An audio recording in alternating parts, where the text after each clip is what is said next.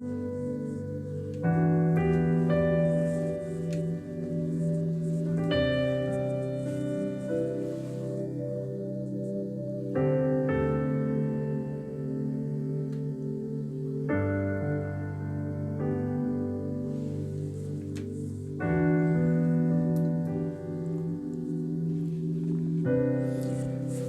기도하고 우리 신년 첫 예배를 하나님께 올려드리겠습니다. 하나님 감사합니다. 오늘도 저희들에게 2022년 새해 첫날을 하나님 예배로 주님을 섬기게 해드려서 감사합니다. 하나님, 세상은 복잡하고 지금도 시끄럽고, 그러나 주님, 저희들 이 시간 잠잠히 주님 앞에서 마음과 뜻과 정성을 다하여 예배하게 하여 주시니 감사합니다. 아버지, 이 시간 온전히 주님을 사모하면서 주님을 잠잠히 기다리오니 이 시간 저희 각 사람의 심령에 찾아오셔서 하나님이 하나님이신 것을 나타내시고, 눈을 열어 보게 하시고, 귀를 열어 듣게 하시고, 마음 열어 깨닫게 하시고, 입을 열어 주님을 찬양할 수 있도록 하나님 도우시고 인도해 주세요. 주님, 저희들이 원하는 것은 주님이 저희 곁에 계심을, 또 저희 안에 계심을, 저희와 함께 계심을 하나님 온전히 알기를 원하고 누리고 예수와 그리스도의 십자가만을 자랑하기 원하오니 성령님 빛으로 임하여 주시고 주님의 은혜로 저희 가운데 역사하여 주옵소서. 은혜와 사랑을 감사드리며 예수님의 이름으로 기도드립니다. 아멘. 아멘. 옆 사람과 인사하겠습니다. 새해가 밝았습니다. 네. 주 안에 있는 저와 여러분들에게는 딴 근심이 있을 수 없습니다.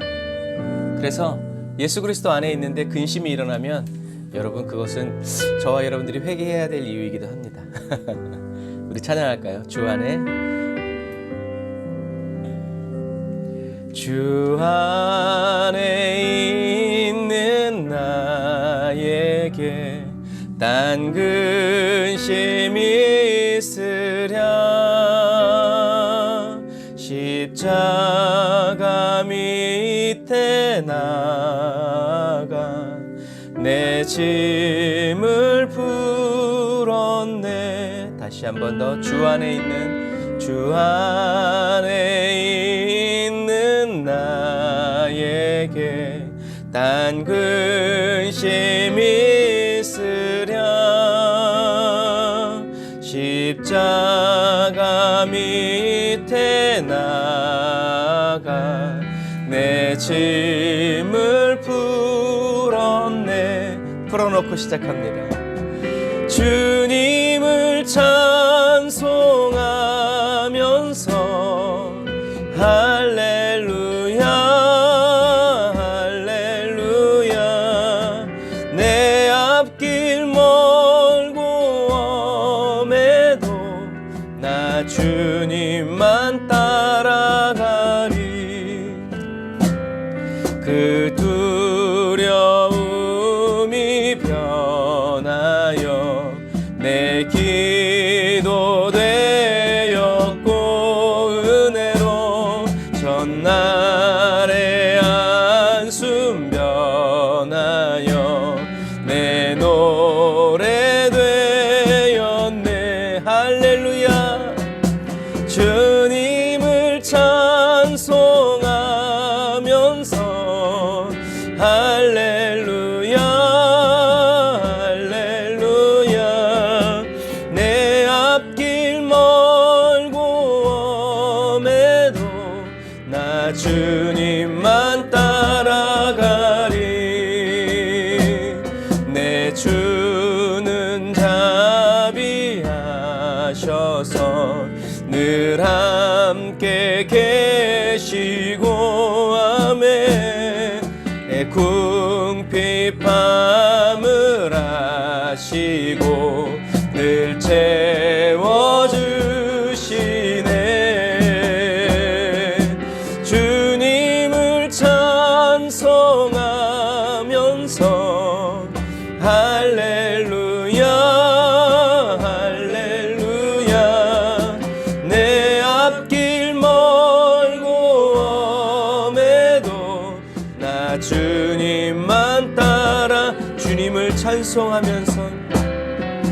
주님을 찬송하면서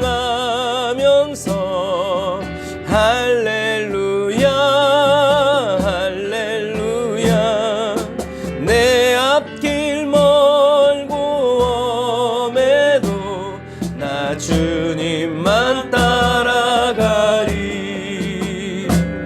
내 주와 맺은 언약은 영불변하시니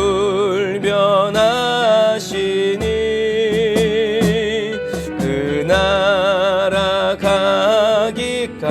가기까지는 늘 보호하시네. 아멘. 믿습니다. 주님을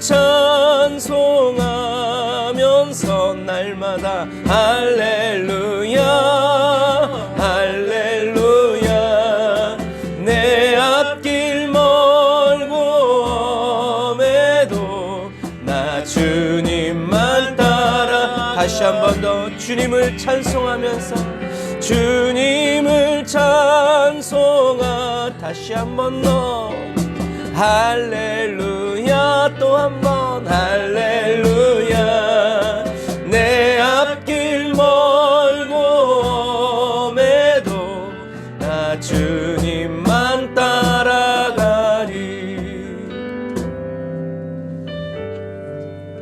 아멘. 저와 여러분들의 앞길이 멀고 험하면 멀고 험해서 더 주님을 찬양하고 멀고 험해서 더 주님을 오래 송축하여 높여드리는 주님만 따라가는 저와 여러분들이 다 되시기를 주님의 이름으로 축복합니다. 우리 앞길이 멀고 험하다는 것을 우리가 인식했을 때 주님은 우리에게 이렇게 말씀하십니다. 너 근심 걱정 말아라. 왜냐하면 주 너를 지키리. 이거 하나만 믿어라. 주 날개 밑에 거하라. 주 너를 지키리. 주 너를 지키리.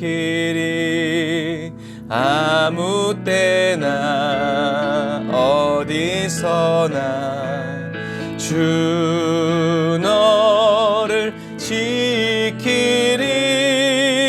늘 지켜주시리. 어려워 낙심낼 때에 주 너를 지키리. 주님이 나를 지켜주십니다. 위험한 일을 당할 때 주 너를 지키리. 아멘. 주 너를 지키리. 아무 때나 어디서나 주 너를 지키리. 늘 지켜주시리. 너 쓸 것 미리 아시고 주 너를 22년에도 주님만이 저와 여러분을 지켜주십니다. 구하는 것을 주시며 주 너를 지키리. 주 너를 지키리. 아무 때나 어디서나 주 너를 지키리. 늘 지켜주시리. 어려운 시험 당해도 우리 믿습니다. 주 너를 지키리. 주님이 나를 지켜주십니다. 구주의 품에 거하리. 주 너를 지키리. 주님이 주님의 임재로 우리를 덮어주시옵소서. 주 너를 지키리 아무 때나 어디서나. 주 너를 지키리 늘 지켜주시리. 주 너를 지키리 아무 때나 어디서나. 주 너를 지키리 늘 지켜주시리.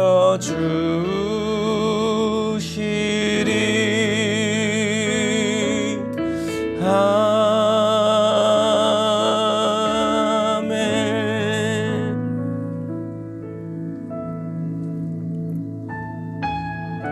사단이 아무리 아니라고 말해도, 하나님이 너를 미워하시고 너를 버렸다고 말해도, 아무 때나 어디서나 주님 나를 지키신다고 고집스럽게 믿어 나아가는 저와 여러분들이 다 되시기를 주님의 이름으로 축복합니다. 날이 저물어 갈 때, 빈들에서 걸을 때, 그때가 하나님의 때. 내 힘으로 안 될 때, 빈손으로 걸을 때, 내가 고백해 여호와 이래. 다시 한 번 더. 날이 저물어 갈 때, 날이 저물어 갈 때, 빈들에서 걸을 때, 그때가 하나님의 때. 내 힘으로 안 될 때, 빈손으로 걸을 때, 내가 고백해 여호와. 주님만 바라봅니다.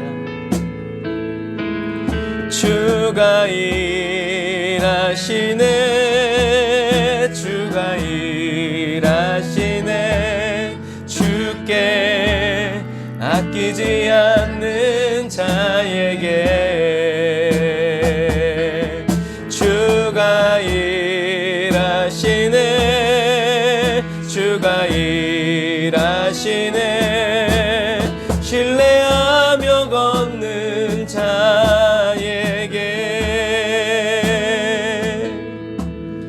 우리 모인 이곳에 주님 함께 계시네. 누리네 아버지 은혜.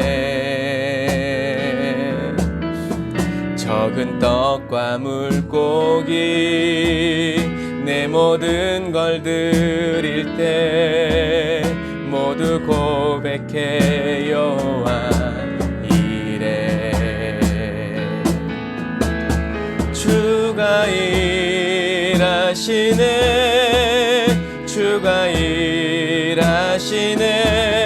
주께 아끼지 않는 자에게. 아멘. 주가 일하시네, 주가 일하시네. 신뢰하며 걷는 자에게. 주가 일하시네, 주가 일하시네, 주가 일하시네. 주께 아끼지 않는 자에게. 주가 일하시네, 주가 일하시네. 신뢰하며 걷는. 아멘. 주님이 일하심이 믿어지는 그리스도인 되길 원합니다. 다시 한 번 더.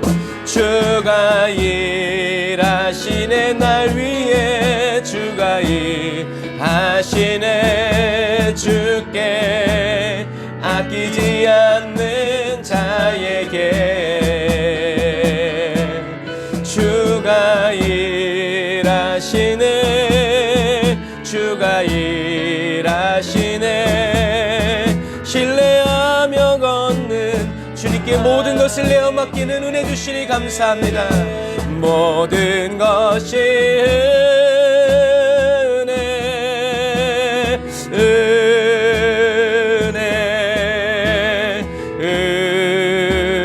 은혜, 한없는 은혜. 내 삶에 당연한 것 하나도 없었던 것을 모든 것이 은혜. 우리 22년을 시작하면서 모든 것이 은혜라고 선포합시다. 모든 것이 은혜, 은혜,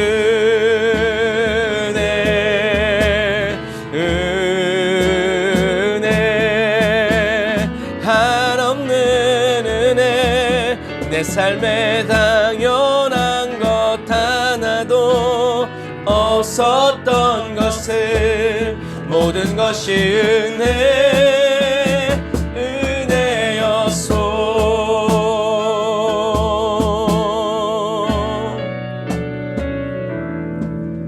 내가 누려왔던 모든 것들이 변함없으신 주님, 내가 지나왔던 모든 순간이,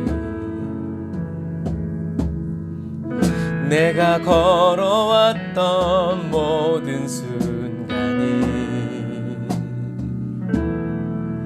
당연한 것 아니라 은혜였소. 아침 해가 뜨고 저녁에 노을, 봄의 꽃향기와 가을의 열매, 변하는 계절의 모든 순간이 당연한 것 아니라 은혜. 아멘. 주님, 은혜의 눈을 열어주옵소서. 모든 것이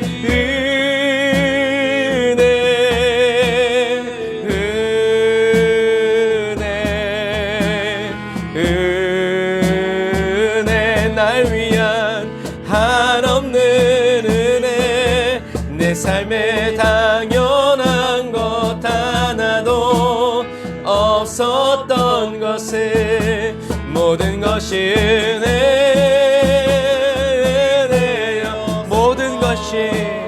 모든 것이 은혜,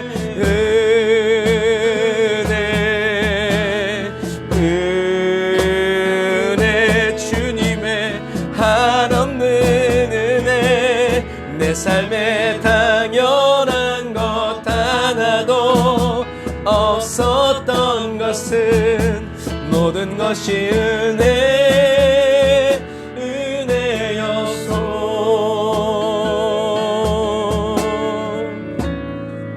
내가 이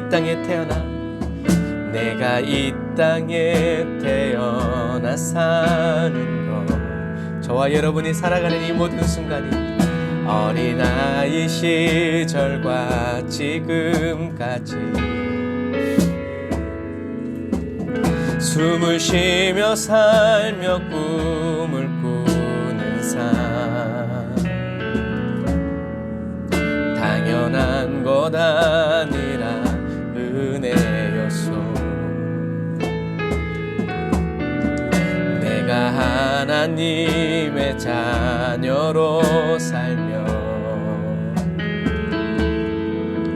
오늘 찬양하고 예배하는 삶, 입을 열어 복음을 전할 수 있는 축복이 당연한 것 아니라 은혜였소. 모든 것이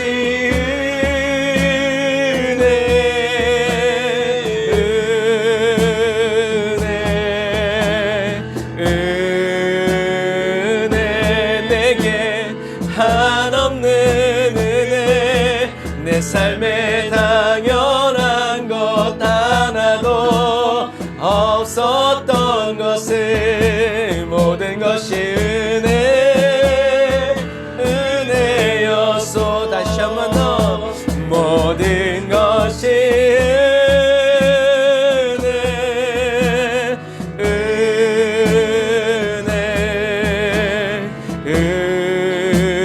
은혜 한없는 은혜 내 삶에 당연한 것 하나도 없었던 것을 모든 것이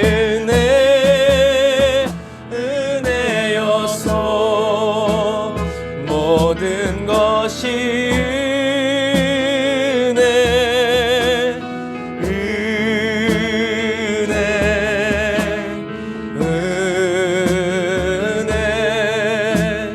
한없는 은혜 내 삶에 당연한 것 하나도 없었던 것은 모든 것이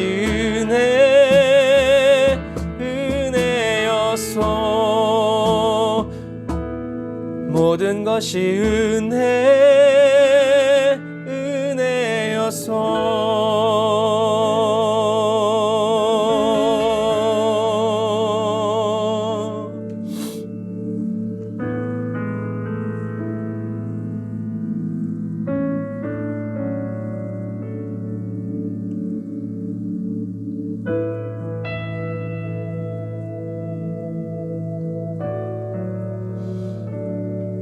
기도하겠습니다. 주님, 우리가 내일 일을 걱정하지 않는 것은 어제도 인도하신 하나님이 오늘도 인도하시고 오늘도 인도하신 하나님께서 변함없이 내일도 인도해 주실 것을 믿기 때문입니다. 그래서 예수님은 저희들에게 내일 일을 걱정하지 말아라, 일용할 양식을 채우시는 주님께서 내일도 일용할 은혜, 일용할 양식을 채워주실 것이다. 주님, 우리가 이 말씀을 믿기 때문에 걱정, 근심이 끊어지고, 주여, 우리가 이 말씀을 믿기 때문에 내일도 걱정 없이 최선을 다해서 충실하게 여호와 앞에서 살아갈 수 있게 해주시니 감사합니다. 2021년이 끝나고 또 2022년이 새롭게 시작됩니다. 사실 엄밀히 말하면 아무것도 변한 게 없지만 주님, 그러나 저희들이 이 계기를 삼아서 저희들이 새로워질 것을, 다시 주님을 바라볼 것을 다짐하면서 주님, 저희들의 얼굴을 들어, 눈을 들어 주님을 바라봅니다. 주님,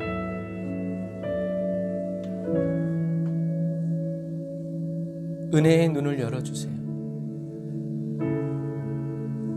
하나님이 은혜를 부어주심으로 하나님의 은혜를 보고 하나님의 은혜를 찾아내고 예수님처럼 은혜의 눈으로, 모든 것이 주님의 은혜라는 그 은혜의 눈으로 우리의 삶을 살피고 우리의 주변을 돌아보아서 감사가 끊어지지 않게 하시고 하나님이 함께 하시는 증거들을 매일매일 삶 속에서 체험하고 경험하고 누리어 살아가는 그리스도인이 되게 해주세요.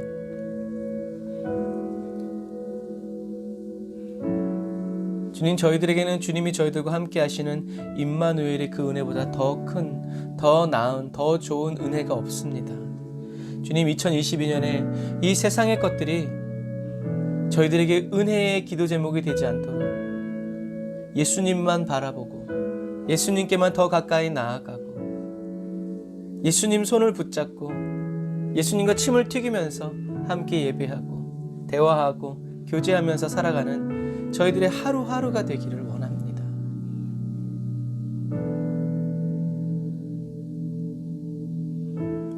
오늘도 하나님을 믿음으로 살아가는 사람들을 찾으시는 하나님의 눈에 오늘 예배드리는 에브리데이 언더원 처치 사랑하는 성도들이 발견되어지게 하시고 찾아내게 하여 주시고, 하나님이 저희 각 사람을 보시면서 기뻐 춤추시면서 내가 오늘 누구를 보았노라 라고 자랑하실 수 있는 그런 진실한 그리스도인이 되기 원합니다.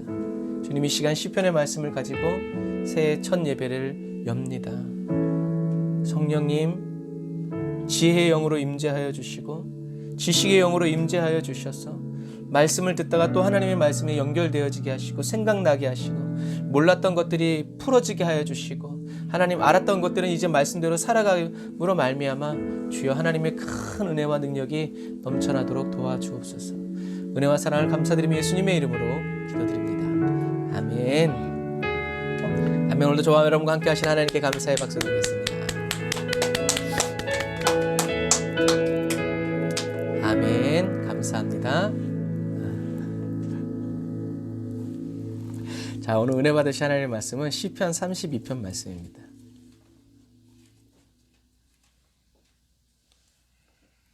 준비되고 훈련된 용사 네. 시편 32편 1절부터 2절 말씀. 네, 오늘은 은혜로 자막이 없습니다. 컴퓨터가 사망했기 때문에 그래도 이렇게 발빠르게 할 수 있어서 얼마나 좋은지 몰라요. 자, 시편 32편 1절부터 2절 제가 읽어드리겠습니다. 다 찾으세요. 시편 32편 1절부터 2절 우리 같이 한 목소리로 읽겠습니다. 시편 32편 1절부터 2절 시작.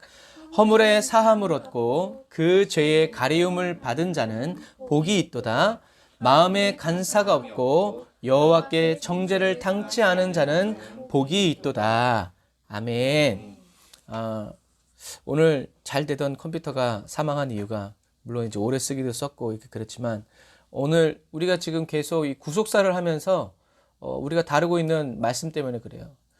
사단이 여러분 제일 감추고 싶은 게 뭔지 아세요? 사단이 제일 감추고 싶은 건 죄라는 개념이에요. 왜냐하면 죄가 드러나는 순간 우리는 누구에게 가요? 하나님께 가요. 근데 죄라는 것을 우리가 모르고 죄가 가리워지고 숨겨지면 우리는 하나님께로 가지 않아요. 그래서 사단이 제일 무서워하는 건 죄의 발각이에요. 그런데 하나님이 가장 기뻐하시는 건 뭐예요? 죄의 발각이에요. 왜? 우리의 죄와 허물이 드러나면 우리는 하나님께로 가서 회개하고 우리가 회개하면 어떻게 해요? 하나님과의 관계가 회복되어지고 언제 떠나셨는지도 모르는 하나님이 다시 우리 곁에 오셔서 자 한번 힘내자 한번 해보자 하고 으쌰으쌰 해주시기 때문에 그래요. 그래서 하나님은 저는 죄인입니다 라고 말하는 사람을 제일 기뻐하세요. 탕자처럼 아버지 저는 하늘과 아버지께 죄를 지었습니다. 기뻐하시죠. 내가 이렇게 하지 않아요. 왜요? 하나님도 여러분 참으시면서 사랑하시기 때문에 그래요. 여러분 아버지가 왜 아들 어디 있는지 왜 몰랐겠어요? 큰아들도 알았다니까요. 저 자식이 어디서 뭘 하고 있는지. 그런데 아버지는 잡아오지 않아요. 왜요? 그렇게 잡아와봐야 자기가 죄인인 걸 모르면요 어떻게 해요? 또 나가요. 그러니까 아버지는 이 자식이 어디서 뭘 하고 무슨 돈을 어떻게 쓰고 어떤 고생을 하고 있는지 알고 있지만 어디까지밖에 안 가요? 동산까지밖에 안 가요. 왜? 자기 발로 돌아오라고. 탕자가 돌아올 때 기념품 사들고 갔어요? 아니에요. 그냥 진짜 처참한 모습으로 돌아왔어요. 그래도 아버지는 어떻게 해요? 회복시키시죠. 왜요? 사랑하기 때문에. 그리고 마침내 이 아버지가 울면서 참고 기다렸던 그 세월의 보상을 받습니다. 뭐라 그래요? 그 아들 입에서 저는 죄인입니다. 아버지의 품꾼으로 불리기도 벅찹니다. 여러분 하나님이 죄인을 사랑하시는 이유예요. 그래서 그런 말 있잖아요. 술 취한 사람이 자기 술 취했다고 안 그래요? 술 취했다고 그래요? 안 그래요? 안 그래요. 여러분 죄에 취한 사람도 자기 죄인이라고 말하지 않습니다. 난 죄 안 졌다고. 나 같은 사람이 어딨냐고. 나 정도만 해보라고 그러라고. 그래요. 하지만 자기가 죄인인 주님 죄인입니다. 그러니까 사도 바울이 나는 죄인 중에 괴수입니다 라고 말할 때 하나님 기뻐하시는 거예요. 너 그거 잊지 마라. 넌 진짜 죽일 놈이었어. 날 핍박한 놈이 너라니까. 근데 내가 너를 써. 그러니까 너는 예수와 그리스도의 십자가 외에는 아무것도 자랑하지 마. 넌 내가 시키는 대로 해. 아멘. 여러분 그게 은혜라는 거예요. 하나님이 저와 여러분들을 죄인이라고 불러주는 것. 너는 부족해. 너는 못해. 여러분 세상 부모가 자녀들한테 그러면 막 이렇게 얘기하잖아요. 그런데 안 그래요. 하나님이 너는 부족해. 너는 약해. 너는 죄인이야 라는 말은 뒤집으면 무슨 말이에요? 내가 너를 도와줄게. 너는 나를 떠나서는 좀 힘들어. 이게 아니라 어떻게 한다고요? 아무것도 못해. 여러분 그게 저와 여러분들을 향하신 하나님의 말씀이에요. 너희들이 나를 떠나면 너희들은 아무것도 못해. 그러니까 이것을 아는 사람은 어떻게 해요? 나는 주님을 떠날 수 없습니다. 주님 없이는 나는 살 수 없습니다. 왜? 나는 죄인이기 때문에 그래. 주님이 나는 언제든지 죄를 사랑하고 언제든지 죄를 지을 가능성 정도가 아니라 늘 죄에 쩔어서 사는 존재이기 때문에 하나님이 나를 떠나시면, 주 나를 박대하시면 나 어디 가리까라는 이런 죄인의 심정을 가지고 살아가는 그 사람이 바로 누구다? 하나님의 은혜가 뭔지 아는 사람이라는 거예요. 여러분, 그래서 저와 여러분들이 이렇게 죄에 대해서 이야기하고 있고 죄에 대해서 말하고 있기 때문에 누가 싫어하냐면 사단이 싫어해요. 제가 그랬잖아요. 사단이 방해할 때마다 난 너무 기쁘다. 왜? 내가 제대로 가고 있기 때문에. 사단이 제일 싫어하는 얘기. 여러분, 저와 여러분들이 알다시피 다윗은 밧세바와 불륜을 저질렀어요. 우리가 지난주에 얘기했죠. 다윗의 이 범죄는 어떠한 상황에서 하나님이 다윗의 모든 필요를 채워주신, 아무것도 부족함이 없다고 생각하신 그 상황에서 다윗이 뭔가가 부족하다고 여긴 거예요. 그러니까 하와가 뭔가 부족하다고 불러일으킨 것과 똑같이 다윗도 그랬어요. 그래서 다윗은 왕으로 이렇게 살아가면서 겉으로는 행복했어요. 최고의 제국을 이뤘고 부족한 게 없었고 자기가 원하는 여자도 자기가 다 가졌고, 그랬는데 오늘 시편 32편을 보면 다윗의 마음이 적혀 있어요. 겉으로는 문제가 없고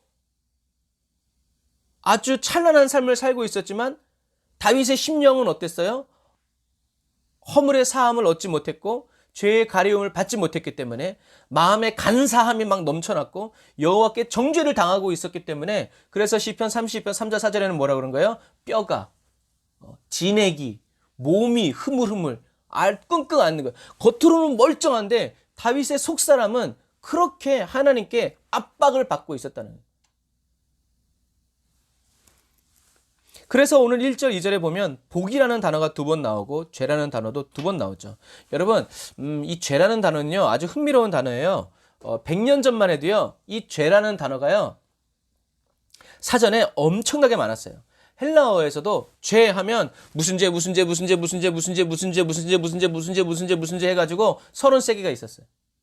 그런데 요즘에는, 그래서 예전 과거에는 무엇이 죄인지, 여러분 그래서 죄라는 것을 한자로 쓰면 이렇게 되거든요. 이게 무슨 말이냐면 허물이 그물에 갇힌다라는 얘기예요. 저와 여러분들이 죄를 짓거나 뭔가 실수를 하면 그게 어떻게 해요? 온라인상에 요즘에 싹 까발려지듯이 그물에 확 잡힌단 말이에요. 저와 여러분들의 죄가. 이 그물은 뭐예요? 사단의 그물이죠. 사단이 저와 여러분들, 그러니까 그물에 잡힌 물고기가 무슨 수로 벗어나? 못 벗어나요. 누군가 풀어주기 전에는. 그러니까 저와 여러분들이 죄를 짓는 순간 저와 여러분들은 사단의 그물에 확 잡혀버린다는 얘기죠. 그런데 예수님은 제자들에게 뭐라고 하셨어요? 사람을 낚는 어부가 될 거예요. 저와 여러분들은 이제 죄와 사망의 권세에 잡혀진 인생들을, 사람들을 어떻게 해요? 하나님의 사랑의 그물로 다시 감싸주는 이런 존재들이 된다는 거죠.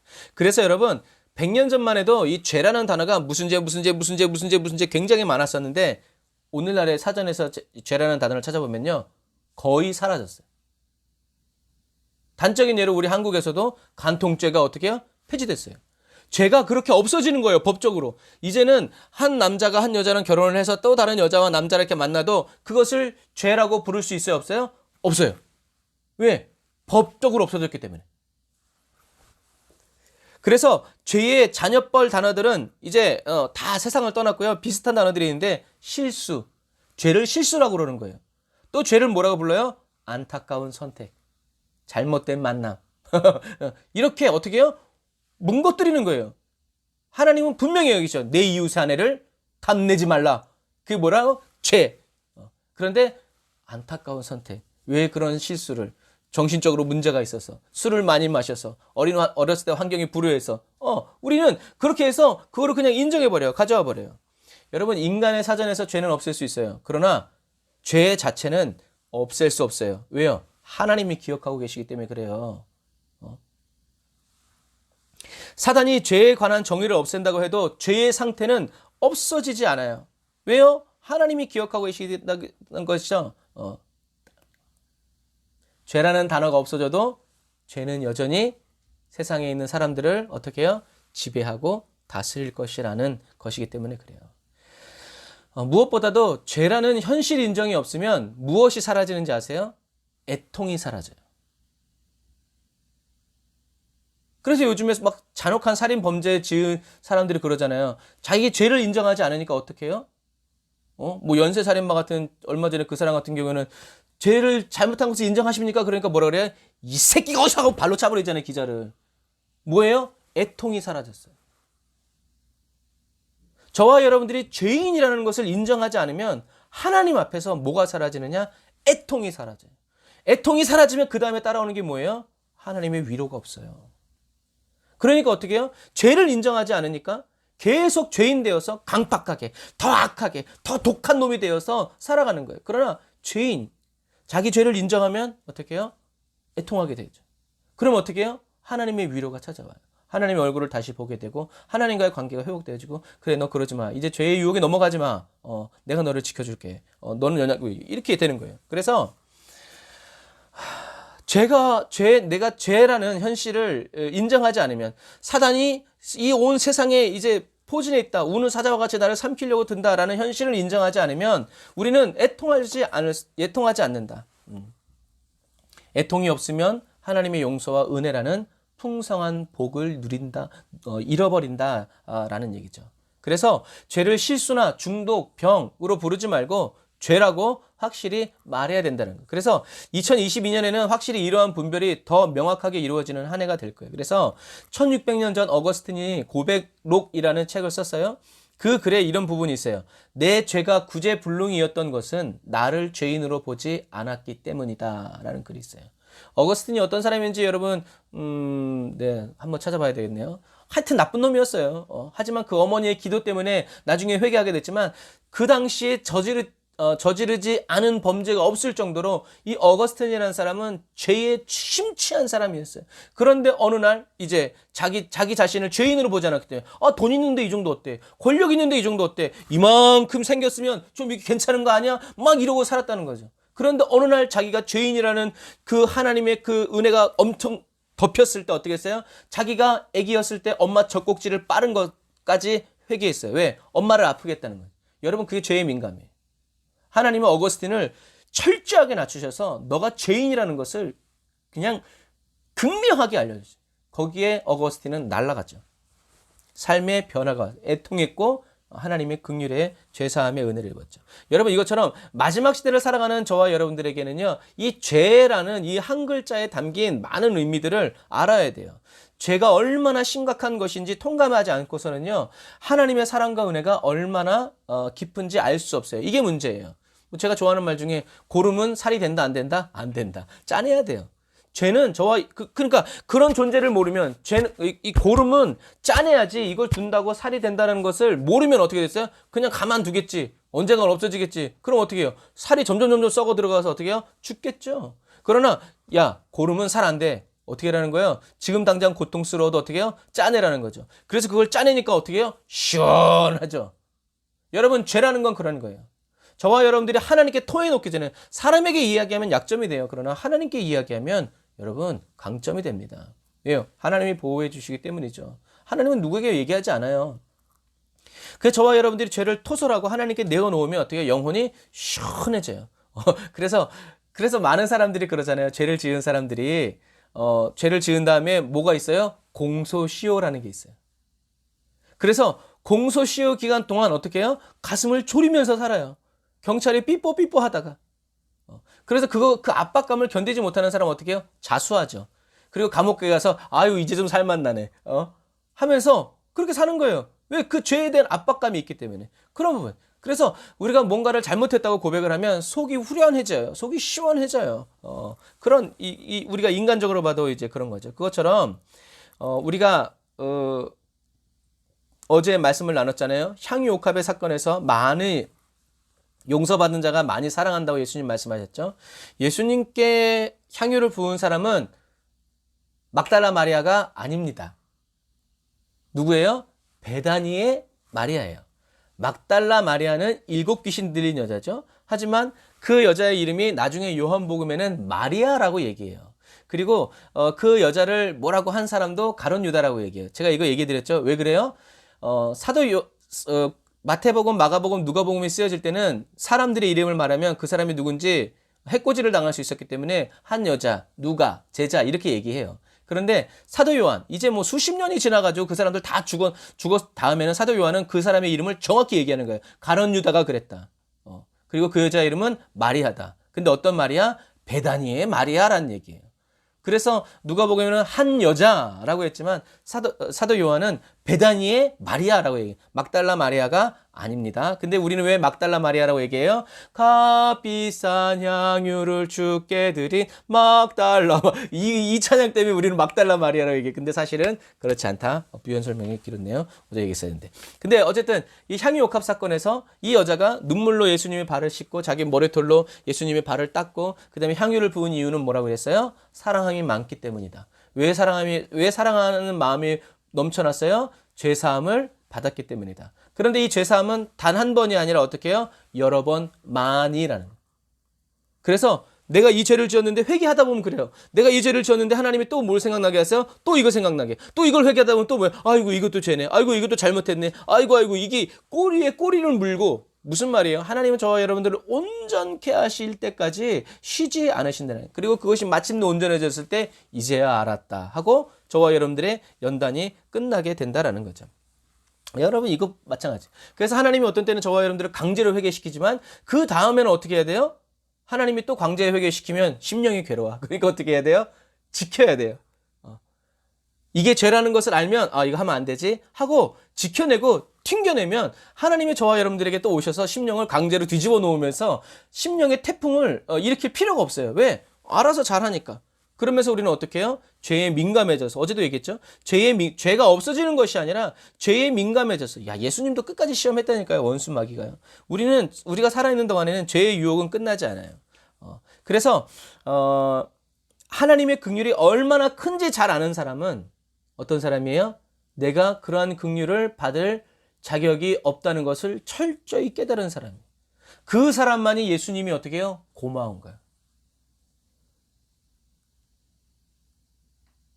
그런데 받을 자격이 없는 사랑을 받았다고 여기지 않는 사람은 나 정도면 주님이 도와주실 만하지. 모태 신앙에다가 신앙이 3대고 엄마 아빠가 주님을 위해서 얼마나 헌신했는데, 이런 사람들은 주님의 은혜를 주님의 사랑을 진짜 은혜로 여겨요? 대가로 여겨요? 대가로 여겨요. 그러니까 입장이 달라지는 거예요. 하나님 앞에 갑으로 등극해서 하나님 이 정도는 좀 도와주셔야 되는 거 아니에요? 내가 하나님 위해서 살아가는데 이렇게 좀 해주셔야 되는 거 아니에요? 그 하나님 기가 차죠. 얘가 너 아침에 뭐 잘못 먹었냐? 이렇게 나오는 거예요. 그러나 이 여인은 죄 많은 여인이었는데 주님이 자기의 죄를 일방적으로 사해 주시는 그것이 은혜가 너무 커서 어떻게 해요? 감격했죠. 우리가 그러니까 이런 눈으로 보면요, 성경의 모든 부분이 다 맞춰져요. 1만 달란트를 사함받은 사람도 마찬가지예요. 그 사람이 만약 죄사함을 이렇게 탕감받을 수 없는데 탕감해 주신 그 은혜를 감사히 여겼다면 그 사람은 100데나리온 빚을 진 사람은 어떻게 해요? 당연히 사해 줬어야 돼요. 그리고 자기가 사함받은 그 은혜를 나누었어야 돼요. 그런데 그는 그렇게 여기지 않았어요. 이건 당연히 여기고 네가 나한테 빚진 건 당연히 여기지 않았다는 얘기죠. 그러니까 결국엔 어떻게 해요? 그 사람도 사함받지 못하게 되는 거예요. 아마 더 애통했을 것 같아요. 뒤집어졌을 것 같지. 왜? 잡았다가 놓친 고기가 제일 크다며요. 그런 부분과 마찬가지. 여러분, 우리는 이런 어리석음을 발휘하면 안 돼요. 그래서 사도 바울은 늘 무엇을 입에 달고 살아요? 나는 죄인 중에 괴수다. 사람들이 막 이렇게 해서 저는 죄인 중에 괴수입니다. 저는 죄인입니다. 저는 하나님의 영광의 도구가 아닙니다. 저는 죄인입니다. 저를 그렇게 보지 마십시오. 나는 지금 맞아 죽어도 괜찮은 사람입니다. 나는 죄인입니다. 나를 높이지 마십시오. 나는 죄인입니다. 난 예수를 핍박한 사람이라니까요. 나는 예수를 못 박은 사람이에요. 나를 그렇게 보지 마세요. 나는 죄인입니다. 근데 왜 그랬어요? 하나님의 은혜를 받기 위해서. 내가 하나님을 잃어버린 삶을 평생을 살았는데 내가 다시 한번 정신 차리고 구원의 은혜를 받고 다시 하나님을 내가 못 박을 수 있다 없다? 없다. 차라리 내가 죽을지언정. 내가 다시 예수님을 박해하고 내가 다시 예수님을 못 받고 내가 다시 예수님을 채찍질하는 그 일을 내 손으로 할 수 있다 없다? 없다. 여러분, 이것처럼 내가 죄인이라는 거, 내가 죄를 지을 수밖에 없고 죄를 짓는다는 것을 깊이 인식한 사람은 어떻게 해요? 주님의 손을 놓을 수가 없어요. 기도를 쉴 수가 없어요. 왜? 이게 희미해지는 순간 사단이 역사하지 않아도 내 주님을 붙잡은 손에서 내 기도의 힘이, 말씀의 힘이 놓아지는 순간 이미 벌써 뭐예요? 마귀한테 질질질질 끌려가는 순간이에요. 마귀가 역사하지 않아도 그냥 날아가는 거예요. 자신이 예수를 박해한 죄인인데 이런 자신에게 예수님이 친히 찾아오셔서 자기를 세워주시고 사도로 써준다는 그것이 사도 바울이 하나님 앞에서 엎드릴 수밖에 없는, 감사할 수밖에 없는, 기뻐할 수밖에 없는 한 가지 이유였기 때문에 그래요. 사랑하는 형제자매 그리스도인 여러분, 2022년을 살아가는 저와 여러분도 마찬가지예요. 2022년에 저와 여러분들이 초대교회 성도들처럼 예수님 때문에 삶이 어려워지고 핍박을 받고 못 먹고 못 입고 큰 어려움을 당해도요, 저와 여러분들은 나의 그런 상황 때문에 주님을 기뻐하지 못하는 사람이 되어서는 안 돼요. 우리에게 그런 안 좋은 상황이 펼쳐진다 할지라도 우리는 여전히 무엇을, 예수님이 날 위해서 십자가 지신 것을 어떻게 해요? 기뻐해야 돼요. 나를 구원하시기 위해서 하나님이 예수님을 보내주신 것을 어떻게 해요? 기뻐해야 돼요. 그리고 성령님이 지금 저와 여러분들 가운데 역사하시면서 하나님이 나의 아버지라는 것을, 예수님이 나의 신랑이라는 것을 계속 가르쳐 주시고 눈 열어 보게 해주시는 것을 어떻게 해요? 우리는 기뻐하면서 찬양하는 사람이 되어야 돼요. 2022년에는요, 이 기쁨이 있는 사람과 아니면 내 형편과 조건 때문에 기뻐하는 사람과의 이 간격이 더 크게 벌어질 거예요. 주님께 가까이 있는 사람이 누구겠어요?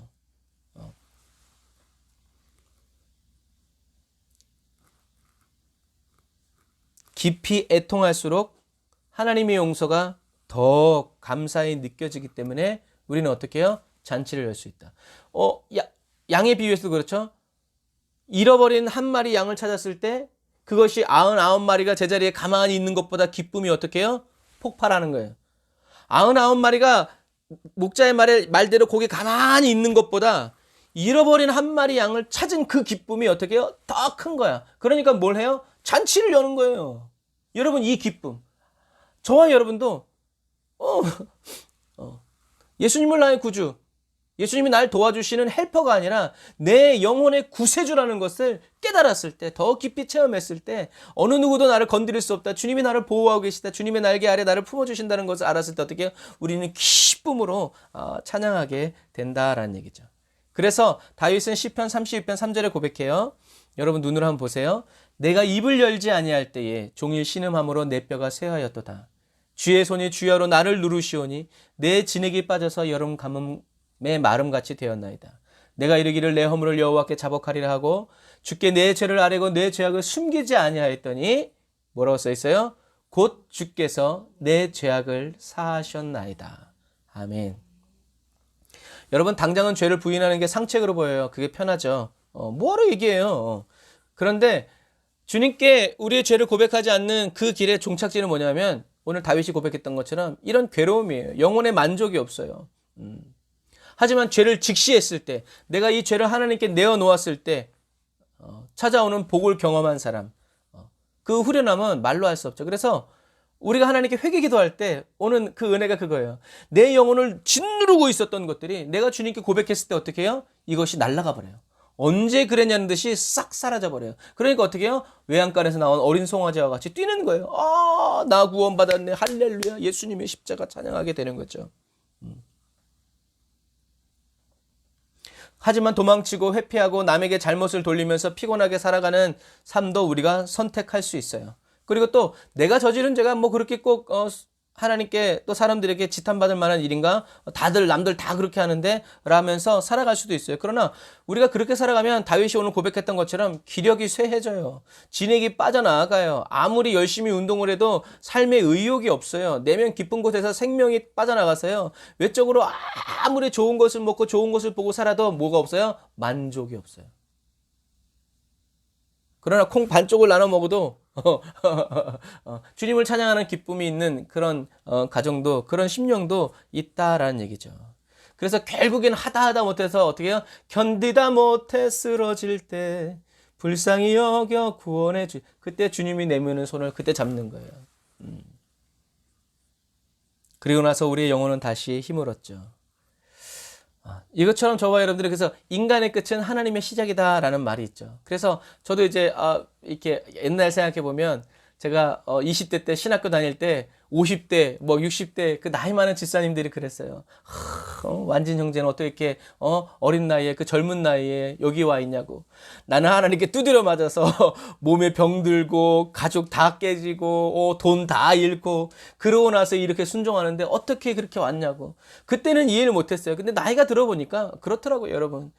하나님께서 얼마나 사랑하시면 그 사람에게 있는 건강 뭐 이런 거 다 깨트리셔서 너한테 나밖에 없다 내게로 와라 라고 말씀하시겠어요? 그런 부분과 마찬가지. 여러분 그래서 애통의 반대말이 뭘까요? 애통의 반대말. 애통의 반대말은 웃음이죠. 이삭. 왜요? 우리가 죄를 주님께 고백했을 때 주님은 저와 여러분들에게 죄를 사해 주시고 죄가 사해짐으로 말미암아 하나님과의 관계가 회복되어지죠. 어떻게요? 우리가 하나님께 죄를 고하면 하나님은 저와 여러분들을 미쁘게 여기시죠. 기뻐하시면서 어떻게요? 그 죄를 하나님의 등 뒤로 던져버리세요. 다시는 보지 않겠다고 말씀하시는 거예요. 그러니까 화해가 되어지죠. 그러니까 뭐가 있겠어요? 기쁨이 있죠. 주의 영이 계신 곳엔 자유함이 있고 기쁨이 있는 거예요. 그래서 우리가 저와 여러분들이 죄인이라는 것을 하나님께 말씀드리고 내가 죄인이라는 것을 항상 직시하고 있으면 하나님과의 관계가 온전히 이루어지기 때문에 항상 마음에 평안이 있고 기쁨과 즐거움이 있다는 거죠. 왜요? 사단이 역사할 수가 없거든요. 사단은 죄를 자꾸 감추라고 그러는데 아니야 나는 죄인이야. 그런데 나를 주님이 용서해 주셨어. 그러니까 자꾸 나를 죄짓게 하지 마. 그래서 그런 말 있잖아요. 한 가지 거짓말을 진짜로 만들기 위해서는 거짓말을 몇 번 해야 된다고요? 10번 해야 된다. 10번의 거짓말을 해야 하나의 거짓말이 진짜가 되는 거예요. 그러니 어떻게 되겠어요? 우리는 그냥 하나님께 나는 죄인입니다. 나는 부족합니다. 나는 아무것도 할 수 없습니다. 라고 고백할 때 하나님이 그래 내가 너와 함께 하리라. 내가 너를 도우리라. 우리는 이렇게 간다라는 거죠.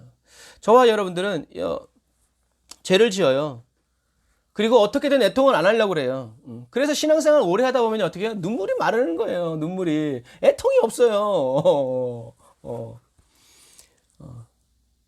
하지만 죄에 대해서 애통함이 없으면 하나님의 복도 그만큼 멀어진다라는 것을 기억하시기를 바랍니다.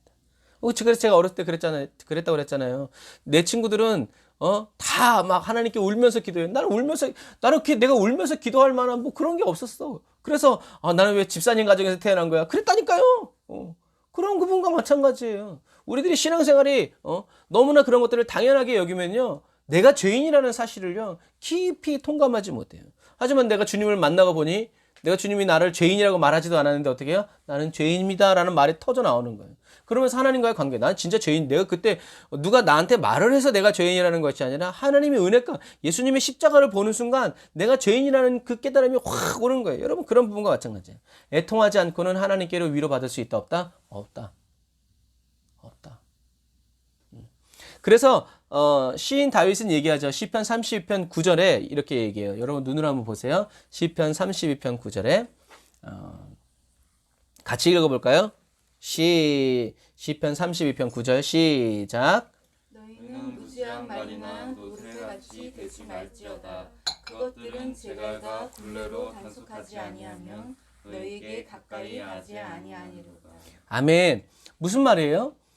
너희는 무지한 말이나 노새같이 되지 말아라. 바보같이 되지 말아라. 그것들은 제갈과 굴레로 단속하지 않으면 너희에게 가까이. 그러니까 자기 얘기하는 거죠. 자기 바보같이 살아야 돼. 난 참 바보처럼 살았군요. 하나님께로 가까이 가서 이야기하면 되는데 왜 이 무지한 말이나 노새같이 하나님이 이렇게 끌어야 그때서야 갔는지 여러분들은 나처럼 그렇게 하지 마십시오 라는 얘기예요. 그러면서 11절에 얘기하죠. 어떻게 마침표를 찍냐면 너희 의인들아 여호와를 기뻐하며 즐거워할지어다. 마음이 정직한 너희들아 다 즐거이 외칠지어다. 하나님께 죄사함을 받고 하나님께 정죄를 받지 않으니까 결국엔 어떻게 되는 거예요? 이제 기뻐하면서 주님을 찬양하고 예배하게 되는 거예요. 그러니까 여러분 하나님은 죄인의 기도를 들으신다 안 들으신다? 안 들으신다. 죄인의 예물을 받으신다 안 받으신다? 우리는 드릴 수 있지만 하나님은 기억하지 않으신다라는 거예요.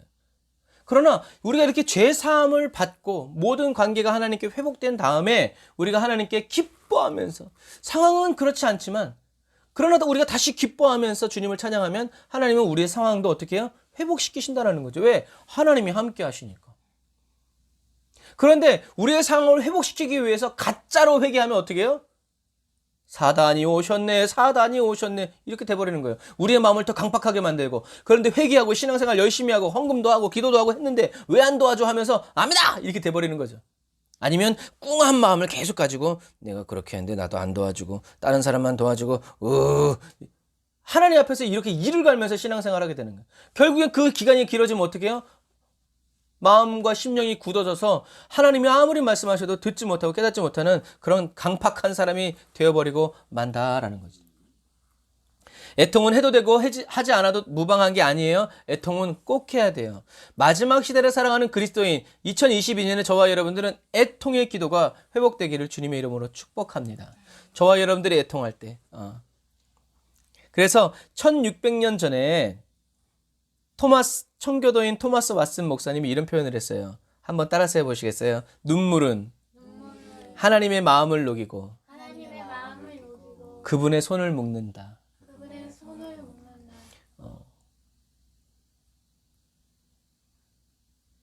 저와 여러분들이 흘리는 애통의 눈물은요, 하나님의 마음을 녹인다라는 거예요. 하나님이 이렇게 하시는데 심판하리라 이렇게 했는데, 눈물의 기도는 하나님의 마음을 녹아버리고 하나님의 손을 어떻게 해요? 묶는다는 거예요.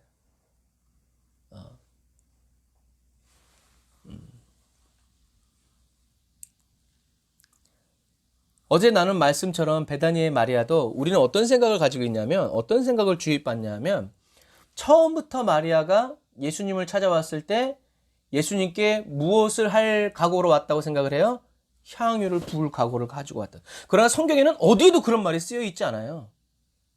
그런데 우리는 그런 사고방식을 주입받아요. 마리아가 집에서부터 나올 때, 어제도 얘기했지만, 이불 깊숙이, 보물창고 깊숙한 곳에서 그 귀한 향유를 가지고 와서 예수님께 부을 생각을 가지고 기회를 엿봤다라고 생각하게 만들어요. 그러나 성경은 그렇지 않아요. 그 여자는 홀린 듯이 왔어요. 근데 뭐 하다 왔어요? 남자를 꼬시다 왔지. 그래서 향유를 가지고 있었고. 그런데 주님을 보는 순간 하나님은 그렇게 되는 거예요. 아까도 얘기했지만 이 마리아는 바리새인 집에 왔는데 이렇게 보니까 예수님의 발이 더러운 거야. 생각한 거죠. 발 씻은 물도 안 주셨구나. 그래서 자기의 눈물로 예수님의 발을 씻고 머리칼로 이렇게 하다 보니까 어떻게 해요? 그 다음에 여기서 끝나면 안 되지. 어떻게 해요? 이 존귀하신 예수님, 내가 사랑하는 예수님께 무엇을 부어드려? 향유를 부어드려. 난 이제 예수님만 따라갑니다. 여러분, 애통은 그런 거예요.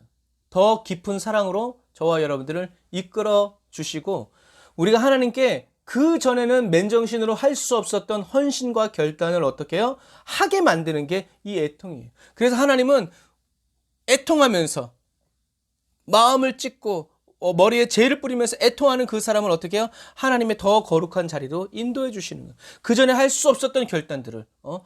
제가 주의 종이 되겠다는 서원도 어디서 했는지 아세요? 회개하면서 했어요. 회개하면서. 그때 하지 않았어요. 지금 CEO가 돼가지고 할렐루야. 막 그냥 그랬을 텐데. 근데 뭐예요? 하나님께서 그것을 원하신.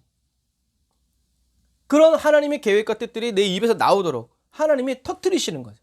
여러분, 애통은 이래서 좋은 거예요. 무엇보다도 저와 여러분들이 애통하면서 가슴을 치면서 나의 죄를 위해서 회개하고 또 이 세상의 악함과 세상의 무지함을 가지고 애통하면서 기도할 때 제일 좋은 것은 뭐냐면 저와 여러분들이 변한다는 사실이에요. 저와 여러분들이 아무리 그렇게 기도해도 세상이 안 바뀔 수 있어요. 그러나 괜찮아요.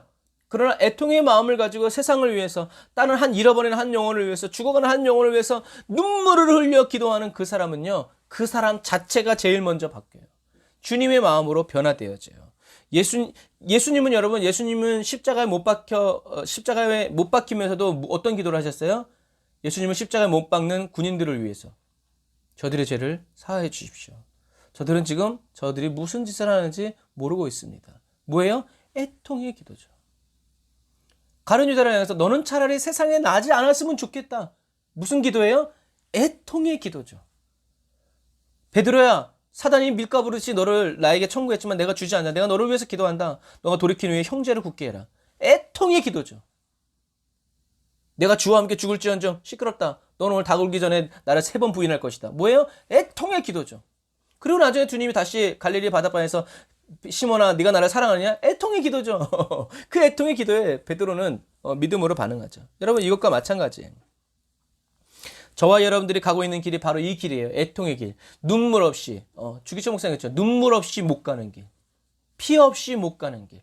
그러나 고생이라 못 가오며 죽음이라 못 가오리. 가야만 하고 가고 싶다라는 거죠. 주님은 역사해 주시죠. 이미 밝아온 2022년을 저와 여러분의 사랑의 눈물로 하나님의 마음을 녹이고요.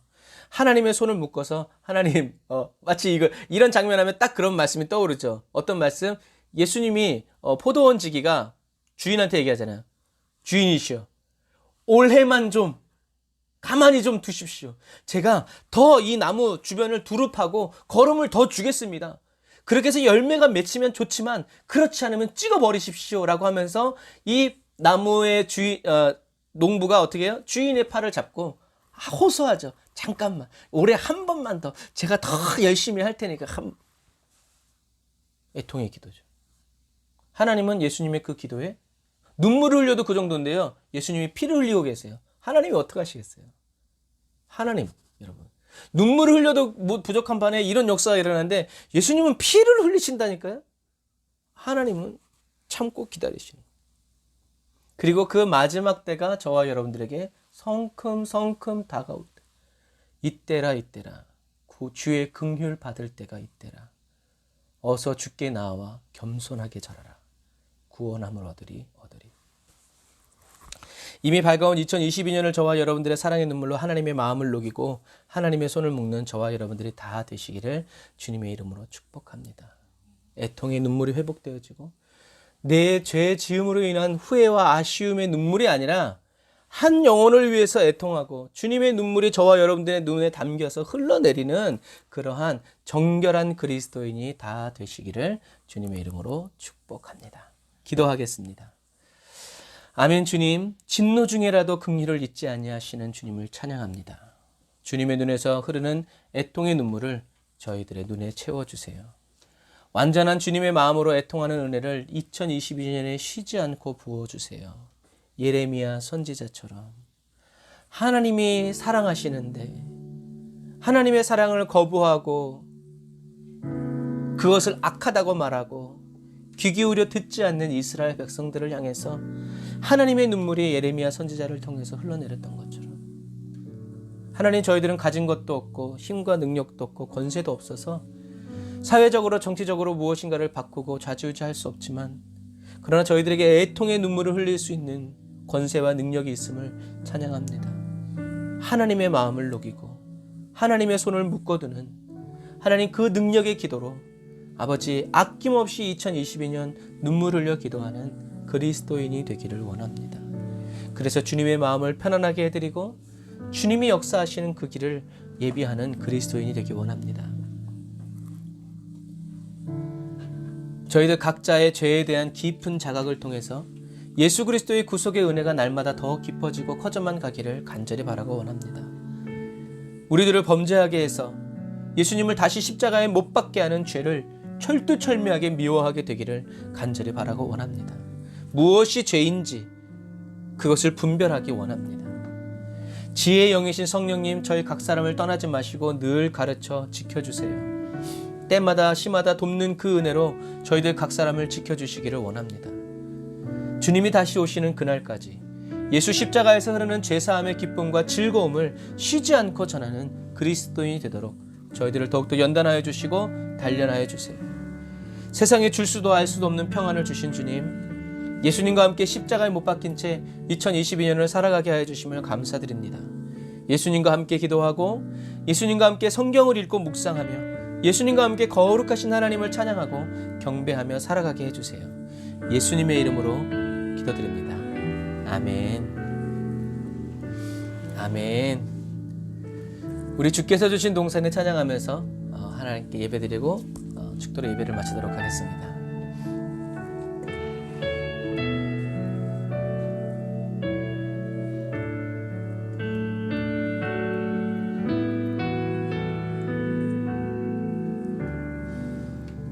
주님 다시 오심을 바라보면서 주께서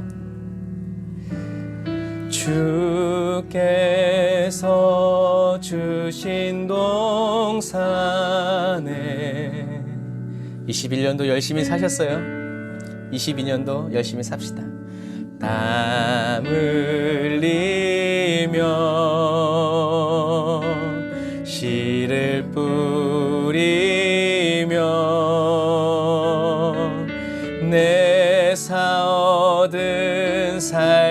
찬양을 드리리. 누구에게요? 날 사랑하시는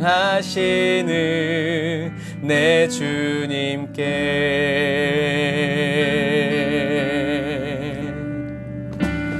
비바람 앞을 가리고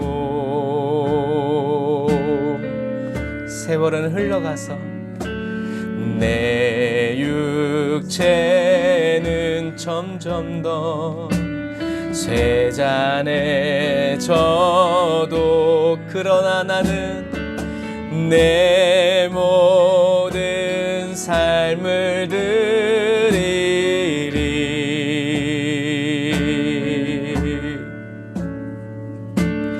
내 사모하는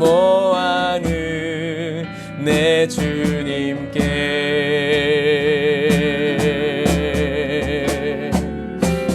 땅 끝에서 주님을 맞으리.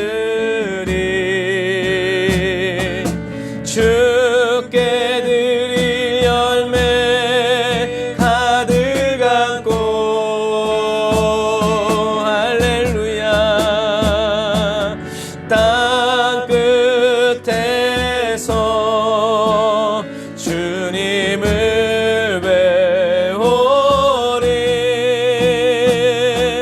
주께 드릴 열매 가득 안고 땅의 모든 끝 찬양하라.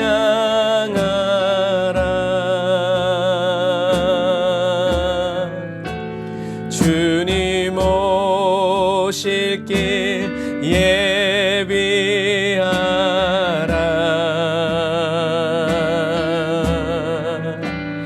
땅의 모든 끝에서 주님을 찬양하라. 영광의 주님 곧 오시리라.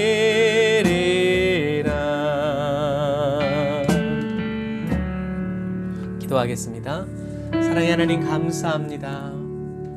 저희들이 2022년을 살아가면서 영광의 주님이 곧 오신다는 그 마음을 주님 날마다 가슴에 새기고 칼을 갈듯이 잘 갈아서 주님이 다시 오시는 그 길을 예비하다가 주님 그 길이 되는 은혜를 부어 주시옵소서. 주님이 다시 오시는 그날에 주님의 발이 얹어지는 돌 하나가 되는 은혜,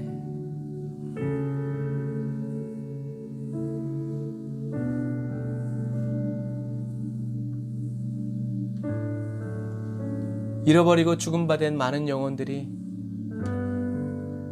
주님이 다시 오실 길된 저희들을 밟고 다시 주님께로 가는 은혜. 하나님, 2022년 애통의 해가 되기를 원합니다. 저희들의 삶이 무너지고 일이 잘 안 되고 사업이 무너지고 자녀들이 잘못되고 내 건강이 무너져서 애통하는 그리스도인 되지 않게 하여 주십시오.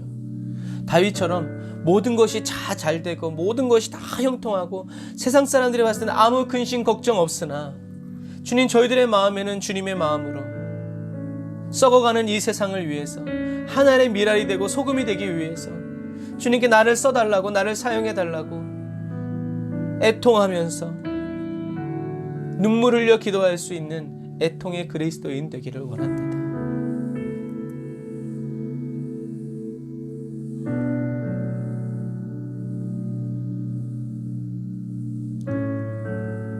저희들의 눈을 거룩하게 변화시켜 주세요. 무엇이 죄이고 무엇이 하나님의 뜻인지 하나님의 말씀을 읽다가 성령의 가르침을 받게 하시고 기준이 생기게 하여 주시고 그 기준대로 따라 살아갈 수 있는 하나님 선한 선택을 할 수 있도록 도와주세요. 하나님의 말씀을 쉬지 않고 주야로 묵상하게 하시고 오늘이 나의 마지막 예배처럼 마음과 뜻과 정성을 다 바쳐 주님을 예배하고 경배하는 저희들이 되기를 원합니다. 저희들이 죄인인 것을 잊지 않게 하여 주시고 저희들이 죄인인 것을 잊지 않음으로 말미암아 나 같은 죄인 살리시려고 예수님이 오신 그 은혜 주여 더 깊이 감격하게 하시고 더 깊이 체험함으로 말미암아 주님께 더 우리의 모든 삶을 내어드리고 더 주님께로 가까이 나아가기를 힘쓰는 저희들 에브리데이 언더원 처치의 성도들 한 사람 한 사람이 될 수 있도록 도우시고 인도하여 주시옵소서. 주님 새해 첫날 단을 쌓아 예배드리고 또 예물 드리면서 주님 저희들이 주님의 말씀을 듣습니다. 말씀이 저희들에게 이루어지게 하여 주시고 말씀이 저희들을 통해서 성취되어지게 하여 주시고 말씀이 계속 저희들을 이끌어 가주시는 거룩하고 복된 삶 살기를 원합니다. 주님 도와주시옵소서. 주님께 드린 예물을 받아주시고 아버지 저희들의 삶에 물질적으로 어려움 당치 않도록 하나님이 풀어주시고 부어주시며 채워주실 때 저희들이 세상의 물질을 쫓아가지 않고 주님을 섬기기 위하여 물질이 필요하고 주님의 일을 하기 위해서 주님께 물질을 공급받는 깨끗한 청지기들 될 수 있도록 도와주옵소서.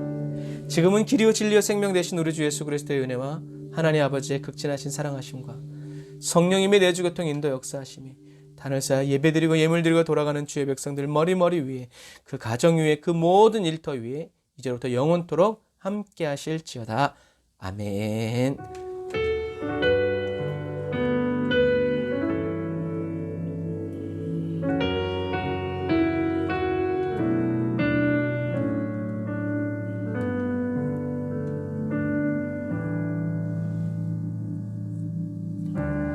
아멘. 오늘도 우리 함께 하신 우리 하나님께 감사의 박수 드리겠습니다. 할렐루야. 아멘.